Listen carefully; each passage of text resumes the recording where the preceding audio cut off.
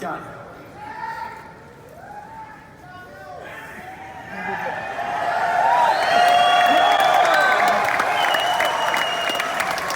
Yo, Bitcoin, man, I missed you. I'm back. You say no crying? No crying? No promises, bro, no promises. Alright. Let's do this shit. Today's keynote is titled The King's Gambit. King's Gambit is the most forcing and sharp choice of chess opening after the very traditional e4. It's super unique in that with a simple pawn move, just a normal pleb, it opens up the entire board for free competition and inclusion and lets the best men win. And so we'll get back to that in a second. But anyway, there's a lot of people in this room. This is fucking nuts.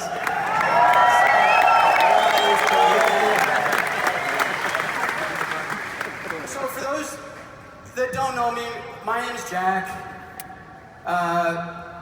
I'm just a normal Bitcoiner, man. I really am. And I founded this company called Strike. This is our logo. And yeah, God, you guys are too kind, man. You gotta let me announce shit.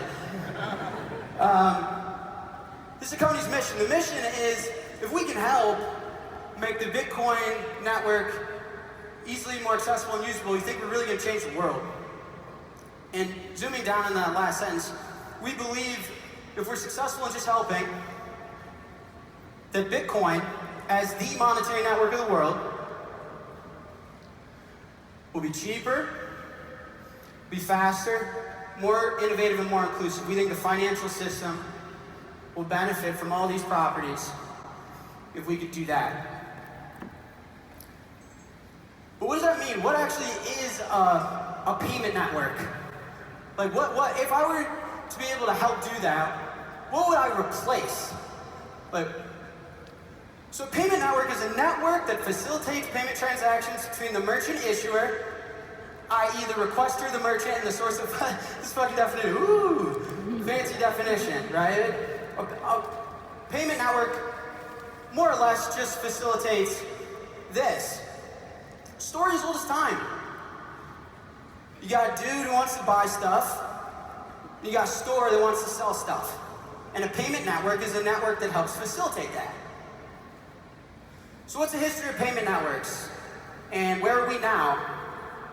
So, real quick, it all started off with a bunch of rich bureaucrats in New York City that didn't want to carry cash. They're going to fancy dinners in New York, they're ordering like, how much caviar am I going to order? I don't know how much caviar tastes like shit, but whatever. Yeah, I mean, it's each their own, right? They had this problem. And there's this club called Diners Club in the 1940s. And they didn't know how much caviar they were going to order every night. That's a huge inconvenience, how much cash I got to carry around. They figured there'd be a better way to go about this, to solve this problem. Super simple, guys. This is a really simple problem. Someone wants to pay for something. And so the founder of this Diners Club, this bro named Frank the Caviar Tank, he's like, hey, what if we issued a card? Let the people keep the cash at home, issue the card, they'll pay with the card. And the very first card and the very first payment network is called the Diners Club. 1949, so boom, we got our history of payment networks. 1949, we got our little timeline, we're gonna blitz through this shit. Soon after that, they realized, man, what a convenience to the consumer. And Bank of America announced the Bank Americard. It was going to make this a mass market product, not just a plutocrat, caviar, buffet product in New York City. And they launched the Bank Americard in 1958. Boom, bang, history of payment networks. We're innovating, 1958. After that, American Express just copied the whole thing. Later on in 1958. Except they just charge a little bit more to be premium, right? That's the American Express. I love this thing. Most credit cards are given away free. Most of our competitors give you the thing for free. Not us. Woo. Not us. It's only funny because it's how it works today. Amex, baby. Black card, bro. And they launched in 1958 as well, so we move on. Then a little later, 1966, there's a bank in Buffalo, New York. And they applied to issue AmeriCards. They're like, man, this shit is cool. People aren't carrying cash. Consumers want to use this card thing. Hey, Bank of America, can I issue this card? And they were like, no chance. This is a closed network, Poppy. No way. And the small banks were like, fuck you. Like, who are you to tell me I can't what? I didn't know that's how this worked. I didn't know that there was someone that got to decide who's involved and who's not. And so they launched the interbank card. At the time, you recognize these logos, they're called a master charge. And boom, we move on. We're in 1966. A little later, Bank of America is like, shit, all these other banks are creating competing networks with us, and we're not really innovating, we're not really getting any bigger.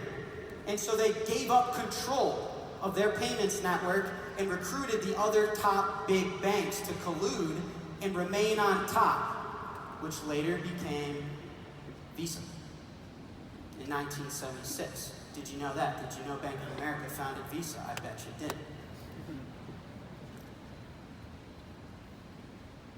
And look at these boomers innovating. Look at these guys pivoting with their startup. I love it. I fucking love it. I feel you. Same thing for me.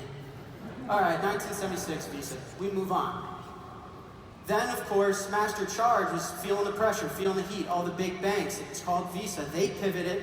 They're like, what's Master Charge? That doesn't make any sense. We need to rebrand to MasterCard. Another boom. I was on a boomer New York Times binge last night. And so, boom, we go to MasterCard. And then the last piece of this is in 1981, the Diners Club got acquired by a little-known group called Citi. And that card is now known as Discover. Now, the whole reason I just ran through that is the buck stops there. I mean, when you go out tonight, you're using one of these payment networks. That's ridiculous. There's been no innovation, there's been no competition.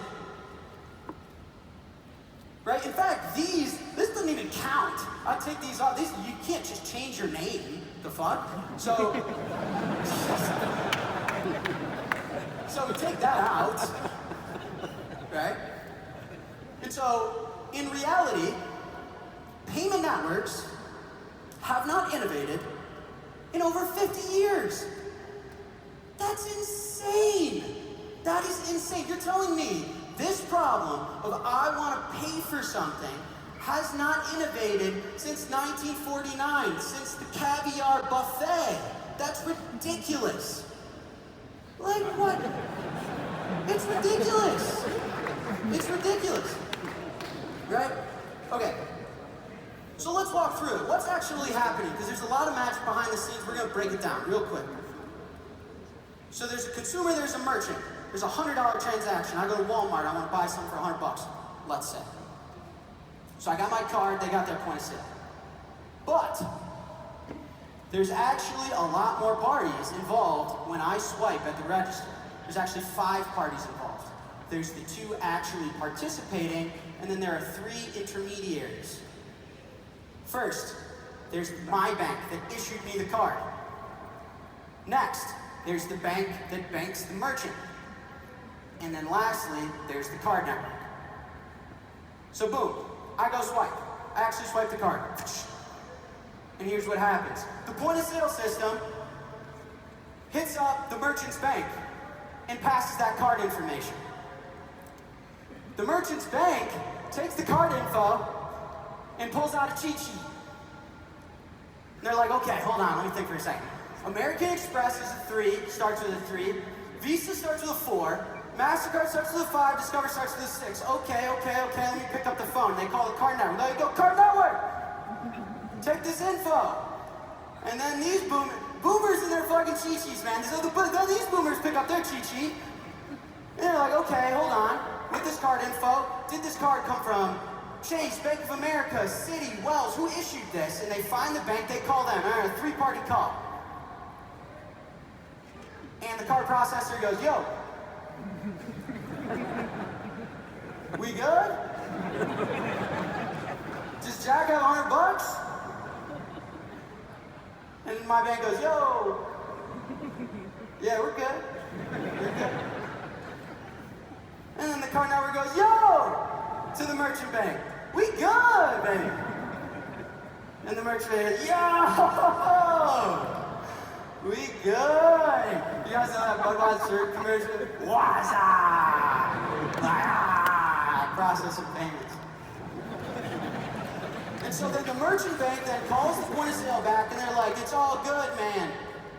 Us boomers, we check Jack's account. He's got it. He's got it. They say, cool. Boom. And they give me a receipt because I spent over 25 boomer bucks. I have to sign it like the fucking Declaration of Independence.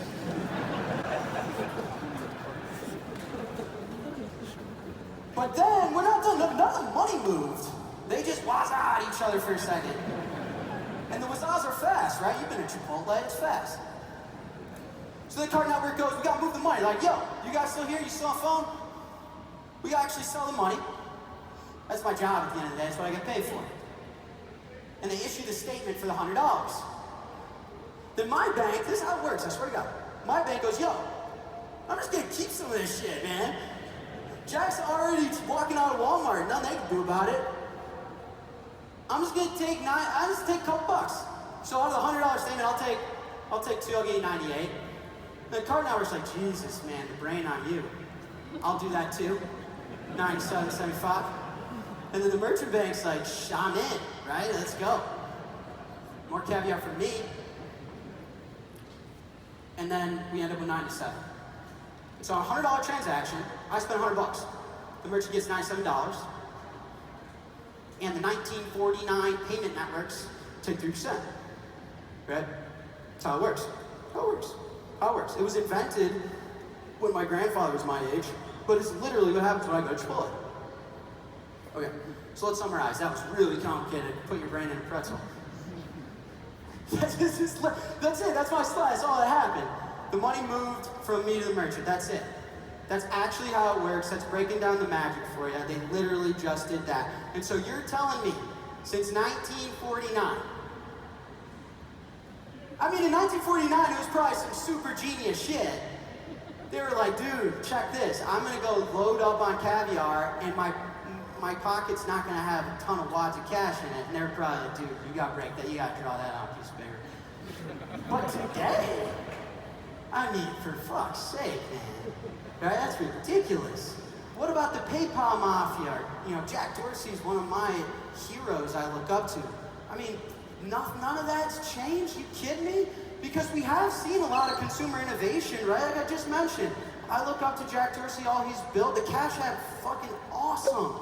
Robinhood is fucking awesome. Like, these things are great. China's awesome. Even Hardway gets into Apple Pay. I mean, for the consumer, you get new P2P innovation, mobile banking, trading. There's a lot of tech innovation in finance with access to the phone. But when it comes to this, 1949 caviar, my Cash App gives me a Visa card. Robinhood gives me a MasterCard. Apple Card, Apple, MasterCard. Even Apple Pay doesn't help. Apple Pay innovated in not letting me swipe the card. I just tap my phone. But then, the payment network and the banks are gonna still wazza each other. Apple don't have a relationship with the merchant. I woke up on Twitter, there's fucking pictures of you guys zooming in and put my boogers all over the internet. Apple doesn't do it. Apple doesn't do it. They just remove the need to carry the card. It's a story as old as 1949. No one's helped the merchant. No one's helped the merchant. So as consumers are getting all the love, consumers are innovating, it's this guy. There's not been, since 1949, a superior payments network that allows us to innovate, build on financial inclusion, offer cheaper services, faster services, move the world forward. My grandfather used the same technology to buy shit as I do. That's not American. That's bullshit.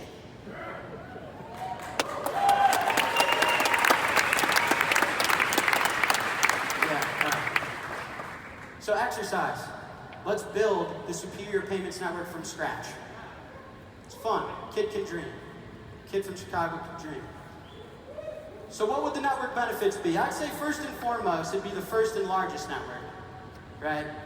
There's 5,000 US banks in America, roundabout. That's a lot, but like not really. I remember when I had 5,000 customers, that was cute. So I want it to be bigger. I want the biggest and largest network. I want it to be openly accessible globally. Anyone can join in. Join the party. If you're from Buffalo, New York, and you call, I'm not going to tell you to fuck off. No way, man. Come on. Join. Then the real functionality, I want it to be able to send and receive so I can do payments. And then lastly, the truly innovative part and disruptive part is I would want to offer cash finality. What I mean by that is the message is the settlement. We don't got to whiz-ah and then deal with debt and collection and final settlement later. That's what I would want. I don't know, make a dream. Chicago kid can dream. Then as added properties to this base functionality, I would want it to instantly settle, and I would want it to be as close to free as humanly possible. That'd be tight. That'd be tight. So, this is the dream monetary network, payments network. This is the dream. I know they created the Diners Club stuff in 1949, and I'm not coming at their head. I respect it. I respect it. My grandfather was probably looking up to you like, man, oh my God, thank you. But this is just, I'm just creating from scratch. So what am I talking about here? I'm talking about Bitcoin, right? Bitcoin carries all these properties. I'm talking about Lightning. Lightning carries all these properties. And then lastly, instead of like the boomer card, like I have to carry around a card. Give it a QR code, it's all digital. I'm dreaming, right? And so then, if we were able to do this, we would offer superior payments. Like this is just a fact. Nowhere, I'm not drawing like lines on a chart and projecting the price of Bitcoin. No. Don't miss me with that shit for a second. This is a true statement, whether Bitcoin's at $10 or $10,000 or $100,000, this is just a fact. It is a superior payment standard. It is a superior payments network than 1949 caviar buffets. It just is. I don't know what to tell you. And so if we were to use it to recreate what 1949 innovated on, let's go through it again. $100 transaction. Take two. Action. The point is, all of these things on the left, as cool as they are, as innovative as they are, as much as they're attracting consumers and giving them an awesome experience, it's this thing. It's this thing. If I want to walk into a Whole Foods and use a different payment network, if I want to walk into McDonald's, if I want to walk into Costco and use a different payment network, it's this thing. These guys don't operate their own stuff. It's this thing. This thing hasn't been updated since 1949. I'm dead serious. The same payment networks we walk through are the only ones they're interoperable with.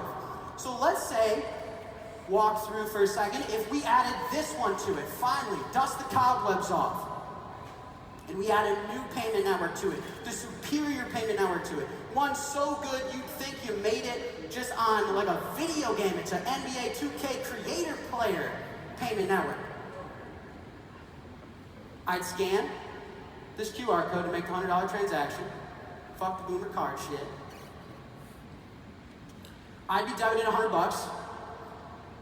Now, if there was software that exists, like ours do, unbeknownst to the user, it'd take my $100. So I'm not touching Bitcoin. Save me with the like Bitcoin's volatile, Bitcoin's is like Elizabeth Warren. Just let me finish this presentation for a second. There's no capital gains tax triggered, there's no volatility, it's all good, chill, deep breath, Elizabeth Warren. And it turns it into Bitcoin. It takes the dollars and turns it into the magic internet money thing. And then it hops on to the superior premier. We just went over it. Fact. Data to data, line by line. The better one. And the magic internet money, at the speed of light, value is moving towards the merchant. And then right before it gets to the merchant, hit the brakes. Just as it arrives, it goes back into dollars. Okay. So $100 spent, $100 received. There's no There's no 2 to 15 days of settlement. There's no 3%. Bang, bang. And it doesn't have to be dollars, so now on the left they change it to euros. I mean, it's open, right? It's open globally. Who cares? You want euros? Do euros. You don't want fiat? Keep Bitcoin, right? It's up to you. And as the merchant, you can receive in BTC, take Starbucks points, I don't care, right? The point is we can recreate a superior payments experience with a superior payments network. That is the violent point. There is no compromise with this thing. Don't let people make you believe that. That's not true. It's all about this thing. That's what it's all about. It's all that matters. That's the real magic. This thing is not issued by a government. It's not a company. Bank of America didn't found it and rebrand it. No, there's no consortium of banks running this thing. It's open, it lives in the clouds. It feels like it's beaming. Look at these lights above me. It feels like it's just beaming down on my face. It's a beautiful, independent thing. And it offers, it's open. Anyone can join it. It's global. It's uncensorable. It's unfreezable. It's bearer, and it's cash final. It's cash final. And because of that, since 1949, we could, in theory, if we used it, make payments. Hasn't been innovated in 55 years. Cheaper, faster, more innovative, and more inclusive. So, what would that look like? Because, no, for real, I mean, that made a lot of sense, right? Yeah, it makes sense. It makes sense. There's no flaw in that logic. There's no flaw in that logic. It's just a superior payments network. It took us 55 years, but man, is it damn good. I'll cut humanity a break. I wasn't born yet. I'll cut my boomer friends. Hey, where's my dad? Cut you a break. Cut you a break. Cut you a break. So what would innovation look like? I'm about to show you. I'm about to reel off a bunch of announcements. Here we go.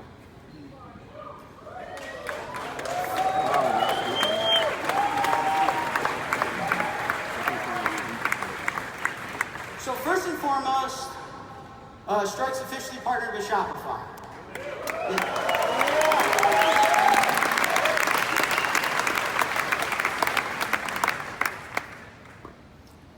So it's live. Go check it out. And as soon, I mean, guys, I'm a kid, man. I love this shit. The world's gonna regret giving me this much attention. And so I dream, I look up to this brand, Warren Lotus. It's one of the best streetwear fashion brands in the world. Like all my favorite athletes and my favorite rappers, they all wear it. It's super popular. And I call them, I'm like, yo, guys, there's a cheaper, faster, more innovative, more inclusive way to accept payments. I'm not pulling your chain, bro. I swear to God. You use Shopify, right? He goes, yeah, I use Shopify. I mean, and I know that you use the Waza rails from 1949. But let me plug you into this. Let me plug you into this. And so, this is a demo. Watch this.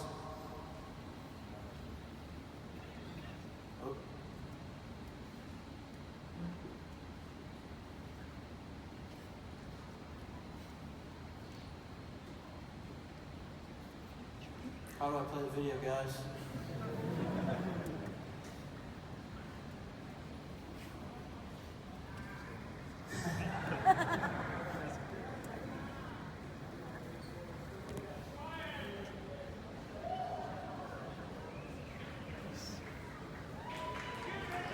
guys are killing me.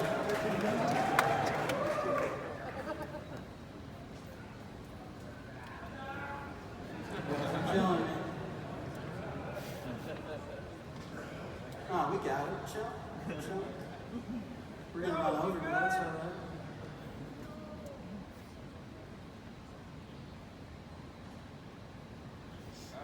Hold tight. I got some really crazy shit going on. Huh?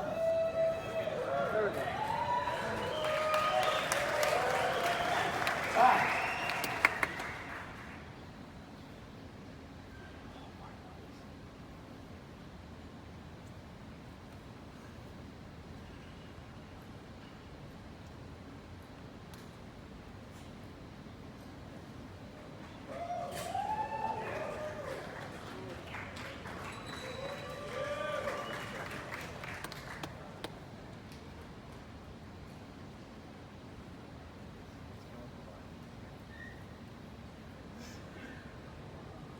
Boom. Okay. Yes.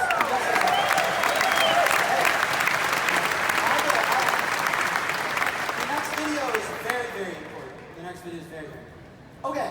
That's fucking cool. It's really fucking cool that Cash App just checked out with Warren. Now, I want to walk you through this. Let's go through it. Let's break it down. It looked like a lot of magic. What just happened? The transaction, I'll publish this, you can play it back. It's $115.94. Okay, so Warren was the merchant, and Cash App was on the consumer side. And this is shit that has never been possible. First innovation since 1949. Okay? So boom, we initiate the payment. What happened? The Cash App user spent just over 250,000 sats. The Bitcoin hopped on to the superior payment network, the one that's better than the boomer was Americard network. There's only 2 parties involved in this transaction. There were not 3 other intermediaries, only 2. The Bitcoin moved at the speed of light, and then just before it got there, converted to dollars, and Warren got $115.94, and he was mind blown. He was like, yo, it didn't work. I didn't get any Bitcoin. I'm like, no, dude, I know. He's like, how am I going to report this on my audit financials? We're a big company. We sell millions of dollars at close every single launch. That was insane. It just got there right away. Right? And I could have used Strike on this side if I wanted to. And so I don't like spending my Bitcoin. I could have spent the dollars and it could have auto-converted. Even cooler, a user in Australia could have used the wallet of Satoshi and used Aussie dollars, right? And if Warren, the thing that's cool about Warren, whatever happens on the left, Warren gets $115. Doesn't matter. Doesn't matter what's going on the left. Warren used a superior payment network to receive the $115.94. He doesn't need to report BTC on his balance sheet. He doesn't have to deal with volatility.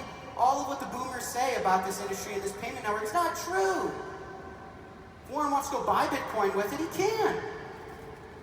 It's about this. It's just about using this to replace the old. So Warren, actually, I gotta plug this in. He decided to just drop some new clothes today. They sell out really, really fast. I got one of my best friends in the front row. I'm like, dude, now this is definitely running over. I want the black one. But at 5 p.m. Eastern, you can go buy Warren Lotus gear with your Cash App, with your note over tour. You can do anything you want. He's gonna get dollars no matter what. That's real. You can go check it out. Okay. So we did the e-commerce stuff, that's good. Now any online merchant that uses Shopify can accept payments without the 1949 Boomer Network, receive it instantly, cash final, no intermediary, no 3% fee, no, hey, I'm just gonna hold on to that shit. But what about this? 80% of payments are still done in person.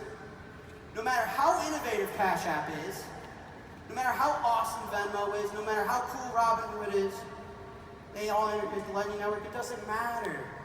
Because when I walk into a grocery store, they don't understand it. They only understand the Diners Club caviar part. So that's why Strike's also partnered with Blackhawk. Blackhawk is one of the largest payment providers in the world for alternative payments. They have 400,000 storefronts and 37,000 partners. They're the ones that are behind shit like this. Have you ever checked yourself out at a CVS? You ever used one of these? And then my haymaker, we've also partnered with the largest point-of-sale provider in the entire planet, NCR. Yeah.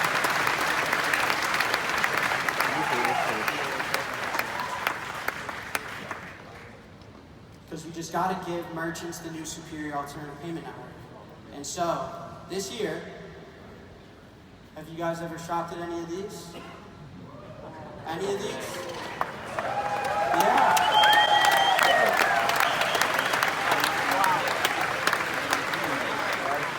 McDonald's, Walmart, Macy's, Best Buy. I mean, no, this is not in another country. This is not a test pilot somewhere. No, this is in the United States of America.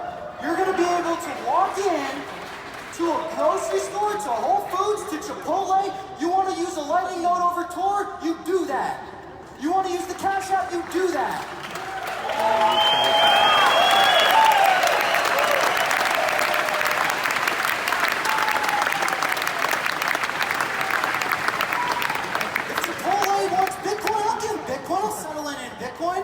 Chipotle wants to just replicate the boomer payment networks from 1949, just better and get instant dollars. I'll give them dollars, it doesn't matter.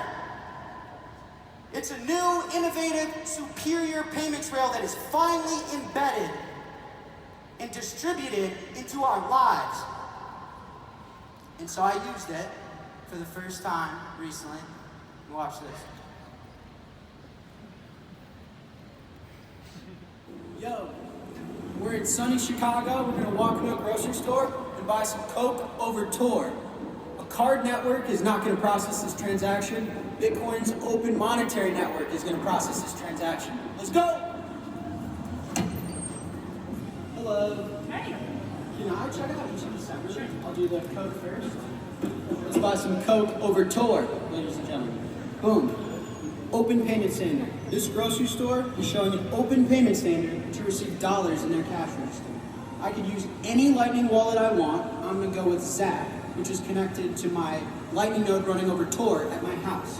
So I simply hit send, scan the QR code, confirm by entering my PIN, and Bitcoin is leaving my node over Tor as dollars enter her cash register. Boom. I'll go with the keys.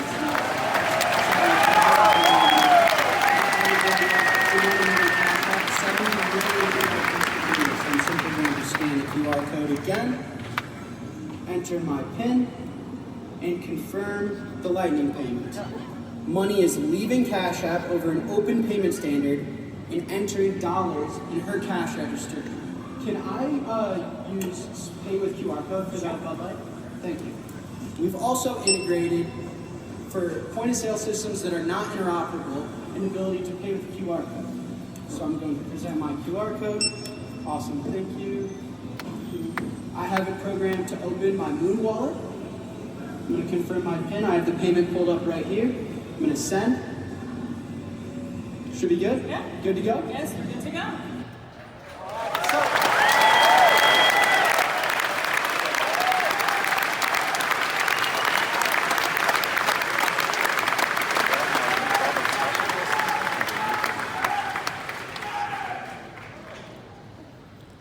Let's walk through that. Those point of sale systems haven't had a new superior payment network in 55 years. 55 years they haven't had a better way of getting dollars, and merchants been abused by inflated pricing from the elite for 55 years. That grocery store just got my dollars, or my Bitcoin, or my note over Tor. It doesn't matter. Instantly for free. A superior, inclusive, innovative payment network. All right, back to the cartoons. Let's go. So the payment was $1.46. This payment network can do any size, by the way. It doesn't matter. So all we do is took this, right? 1949, dust the cobwebs off. We added this.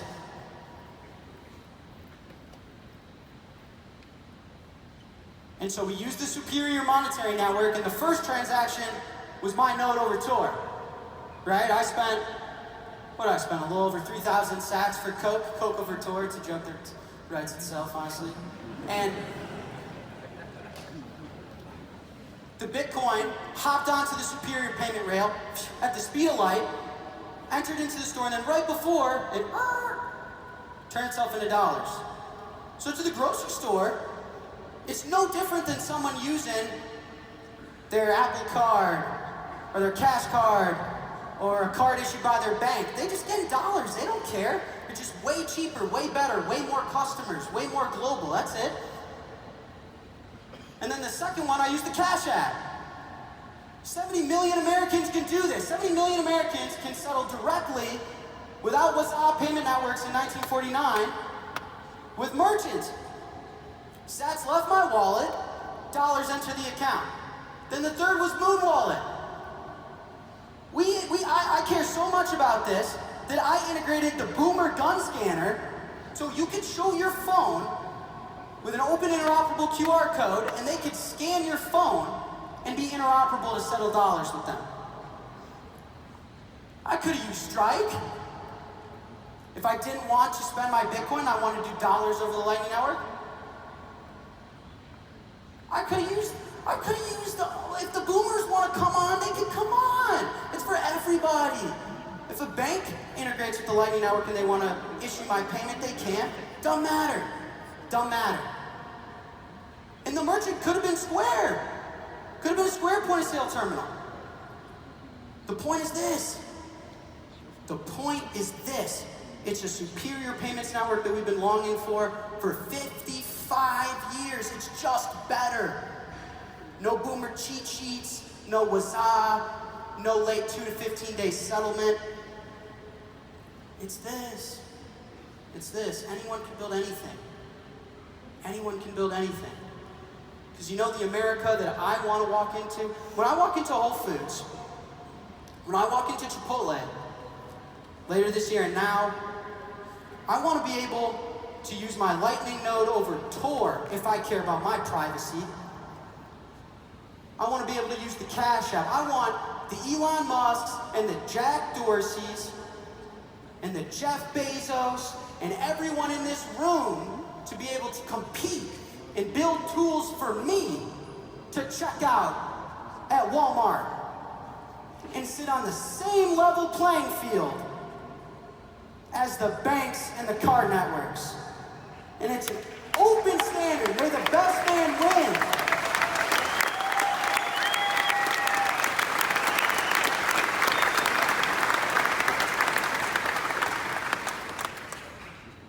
So I'm not done. So in order to ensure that, because at the end of the day, this is a better United States of America. With an open payment standard, there is no American left behind. Elizabeth Warren, if you don't like the way it's volatile, if you don't like the way the logo looks, if you don't like the fact that I curse, I'm sorry, I am who I am. But you cannot argue with the fact that the open payment standard, that any bank that doesn't bank a US customer, they can download an open source wallet, they can check out at Walmart themselves. This is about America. And we need to protect our ability to innovate. Yes, yes.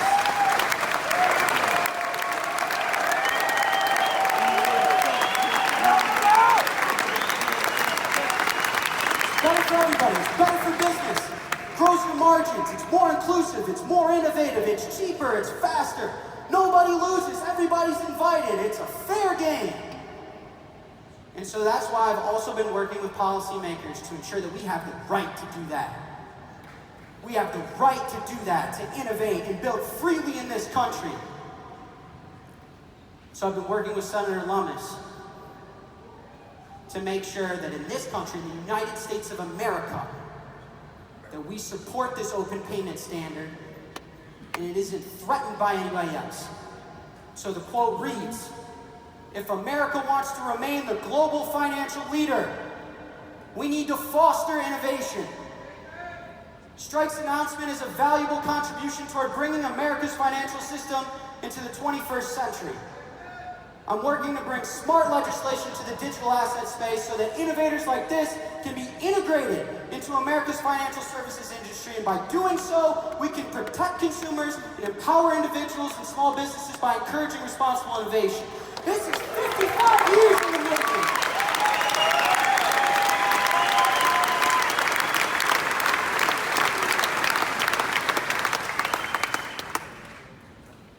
We did this. It was a lot of silence.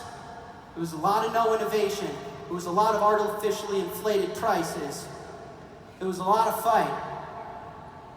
But we did this, man. Let's fucking go. Excuse my language.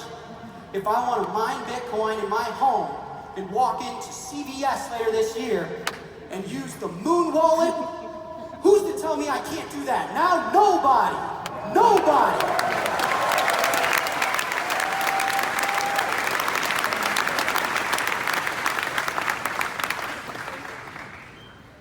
So this was a long presentation, that was a lot of stuff. So here's how it's gonna work. You can go here, if you're a merchant, and you wanna be a part of this. I mean, I'm talking about big companies, guys. You guys saw the slides. You know, someone had to do a lot of the regulatory and engineering, and I know, converting into dollars and stuff, just so that everyone in this room has the right to walk into a grocery store over tour and go to Chipotle over tour if they ever so feel like it. And so if you're a merchant, you want to be a part of this, you want to be part of this rollout with these big companies, you can go here. You can just let us know.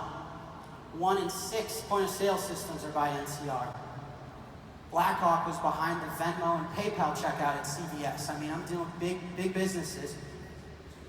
And we will have Lightning integrated in the coming months, and Shopify is live now. And the last thing I'll say is I really want to close with this. This is like, I mean, it was my company, I'm very proud of my company. We made a big step forward and have some really cool partners now. But this was just a presentation about a story, man.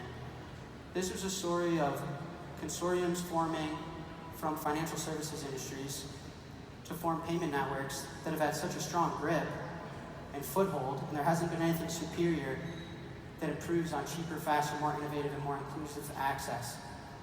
No one's been able to allow for a superior payments network to be embedded into a Walmart, or to a Chipotle, to a CVS, to a Whole Foods. And so this is our announcement. It's not my announcement. We did this. Yeah.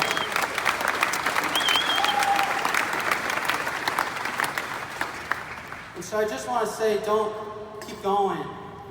For all the ones that said Lightning Network was vaporware, it's dumb, it has no users. No users, get the fuck out of here. I'm gonna walk into a Walmart and use it. No users, my ass. All the altcoins and the shitcoins, don't let it bother you, keep going. We did this.